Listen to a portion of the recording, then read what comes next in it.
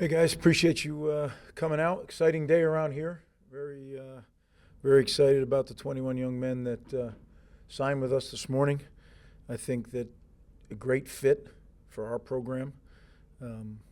What makes them a great fit, I think it's a long athletic class that loves football, and they're a great cultural fit. So when you take those three things, that's stuff that I've ask our coaches to really go after and make sure that it's not just a great player. That's an easy thing to do. You throw the tape on, you get the measurables, and you know that. But really dig and make sure they're a cultural fit for our program.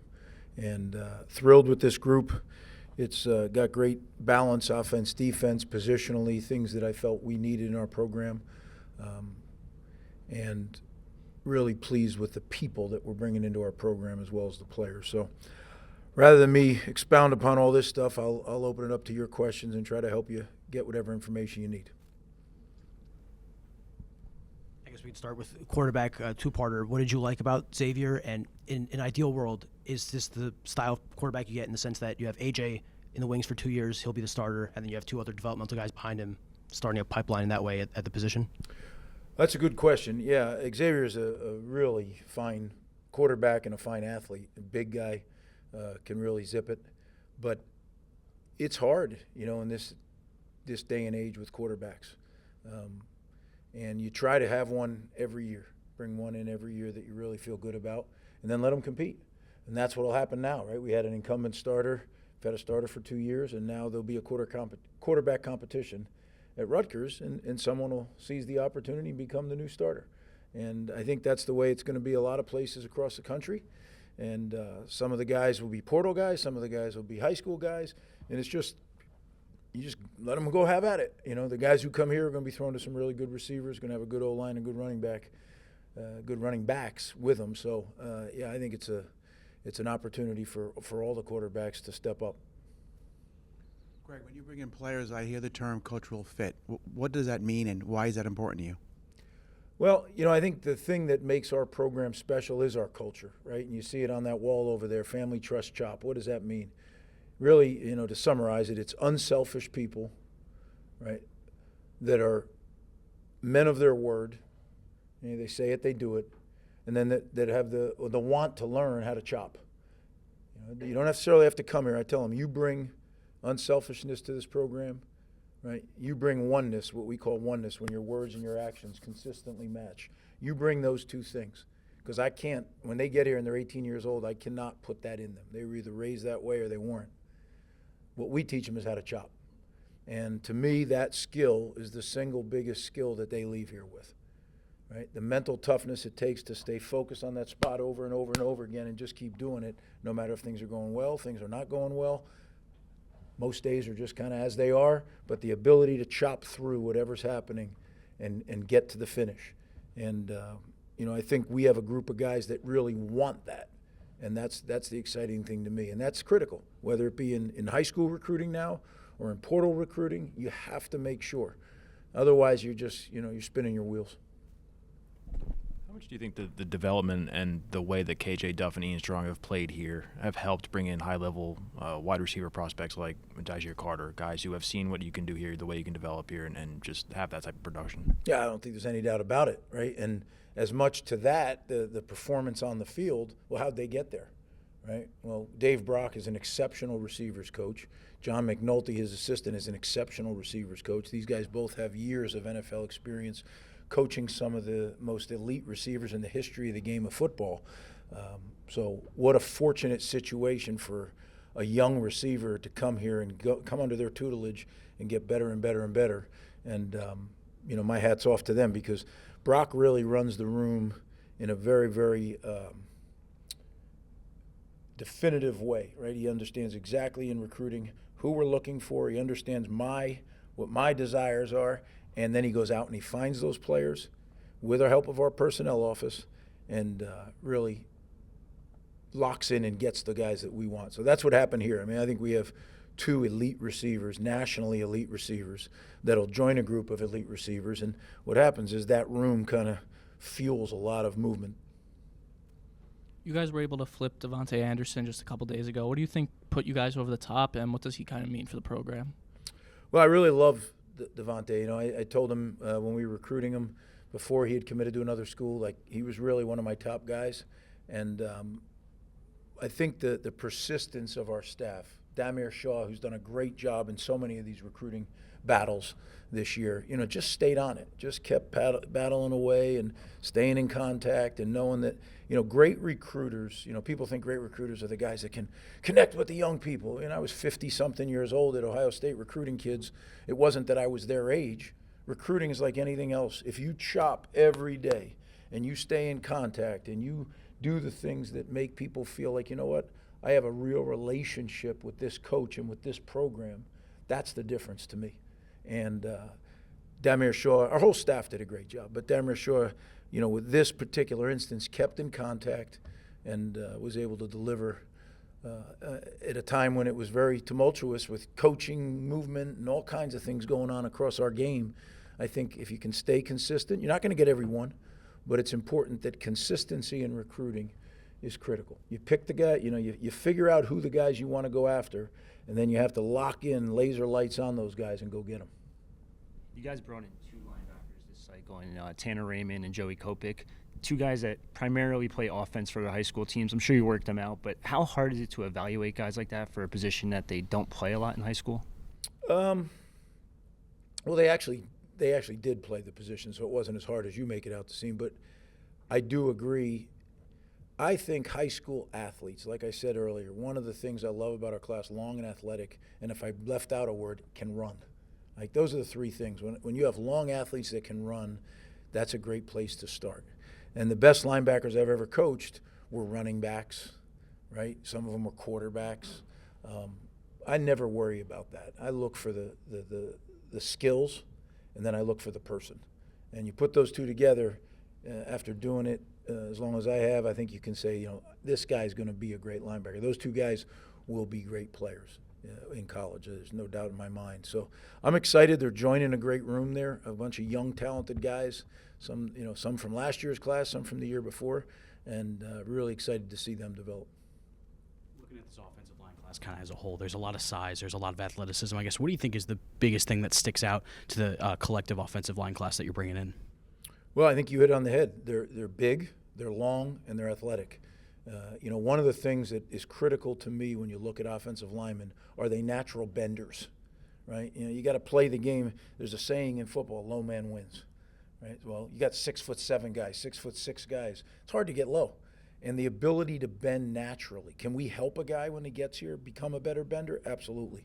But when guys can do it naturally, it's a great starting point. Now you really work on it, and they become elite benders. And the ability to bend and play in the offensive line, if you're an athlete, those things go hand in hand.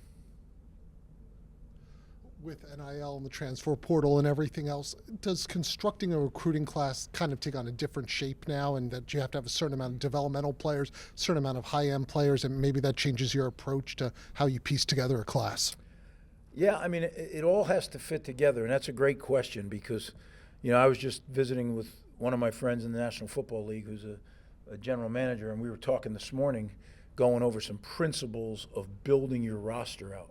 And it keeps coming back to you have to look at, there has to be someone or someones that is looking at the roster 360, right? And 360 degrees and 365 days a year. You know, like people say, well, what are you going to do for recruiting? Well, we were already, you know, this class was signed by 7/10, and we were right back onto the portal class that we're working on right now.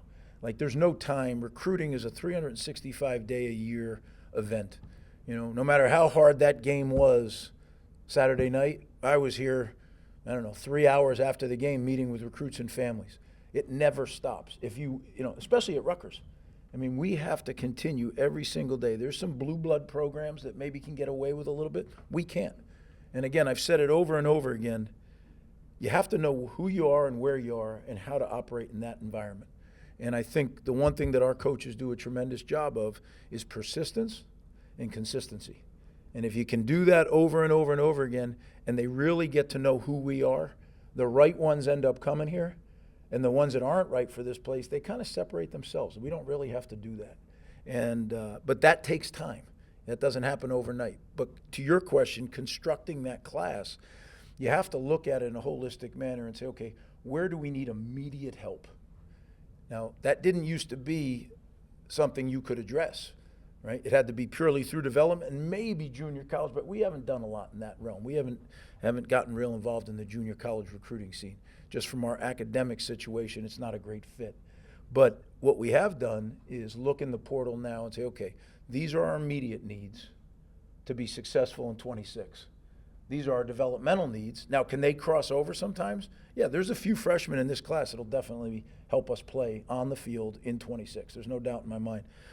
But you can't really sit there and say, of a 21-man class, 15 of them are going to be on that field having an impact in the games come September. That I don't think is realistic. So being able to look at the class and the program, where do we need immediate help, work that into your numbers. And it's all about, it used to just be scholarship numbers. Now it's scholarship numbers, it's revenue share numbers, it's all that stuff. It's NIL numbers. You have to be able to project that constantly. And that's why so much of college football has grown and mushroomed. We built out an entire college personnel office that does nothing but work on evaluating college football players, guys that we think might go into the portal, guys that do go into the portal. If you're waiting to the day they go in the portal to be doing your investigation, you're light years behind, right? So that's what's really becoming that mushrooming effect around college football is there's a whole nother subset that has to be evaluated, and you don't even know if they're going to be available.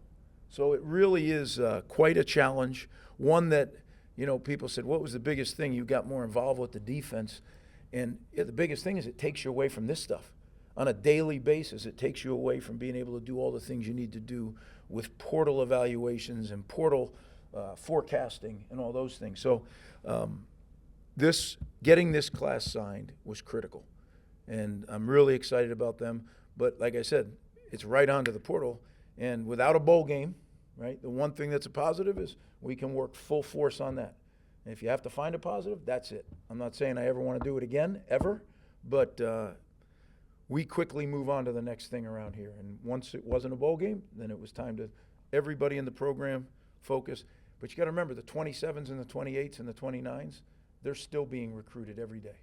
Like it's a nonstop. We recruit 3 to 4 classes as well as the portal consecutively all the time.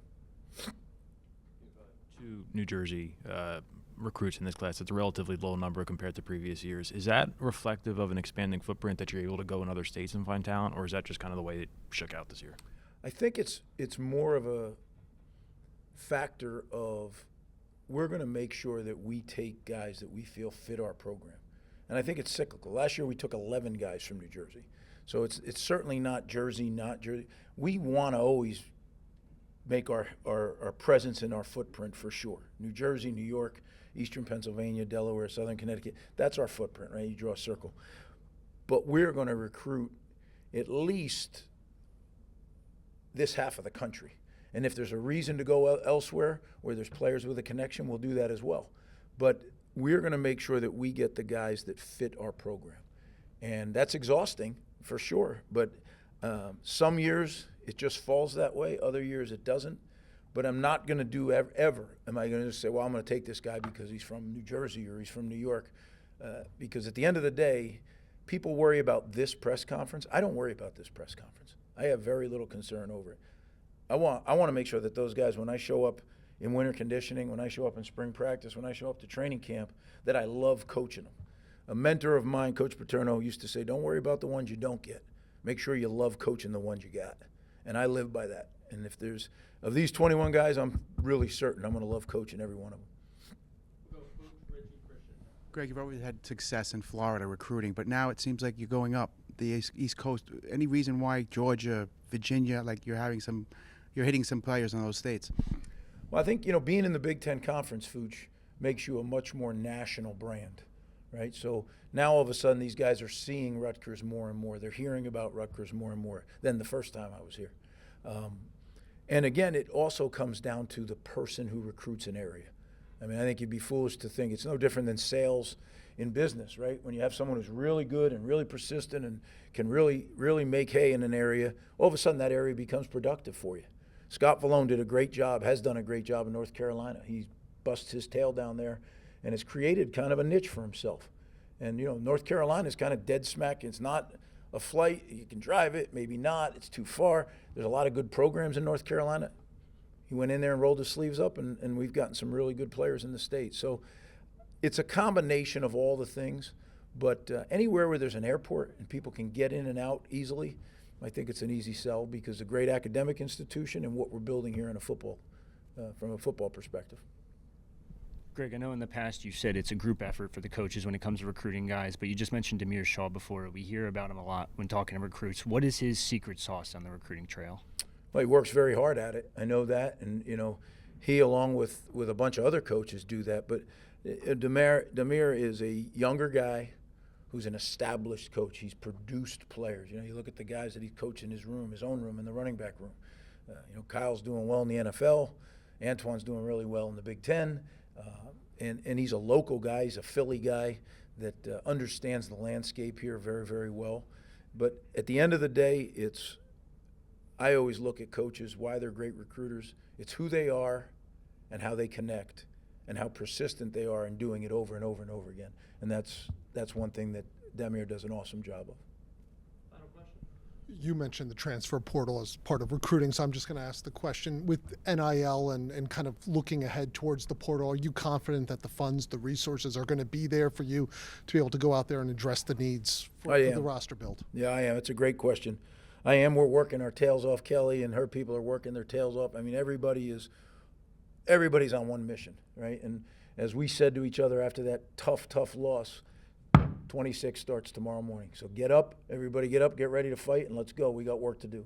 And it's fun to feel like, you know what, across the street in Rodkin, there's people that are working just as hard as we are down here. And everybody is set on one vision to make sure that this turns into a championship program. So, yes, I'm confident that that's going to happen, and I'm confident that we're going to use those funds like surgically to make sure we fill the needs that we need to fill for this 26 season. I think I heard you say last question, right? So a couple things that I'd like to do. I'd be remiss if I didn't recognize Eric Josephs, who's our director of recruiting, our assistant GM on the personnel side, and Jordan Walkstein, who is our assistant GM on the financial side. Those two guys have done an incredible job consistently year-round, and I'm not the easiest guy to do that for. Because I'll do this, I'll do all these things, and then all of a sudden it'll be 9 o'clock and say, all right, let's get started. And it's 9 o'clock at night, and they look at me like, all right, let's go. You know, some people, you say, let's get started at 9 o'clock. They started. You know, I was heading out. And those two guys are perfect for me because they're constantly on it. They live it. And when you have people like that that are passionate, love the program, love the university, and are willing to do whatever it takes, it's only a matter of time. And that would be my message to our fans. That would be my message to the recruits that are signing. And that would be my message to the guys on our football team. It's only a matter of time, and these guys are certainly going to be a big help in that effort. Again, guys, as I do every time, I want to thank you for covering our team. I know there's a lot of people who care about Rutgers and Rutgers football, and you're able to get the message out there, and it means a lot to us. So thanks.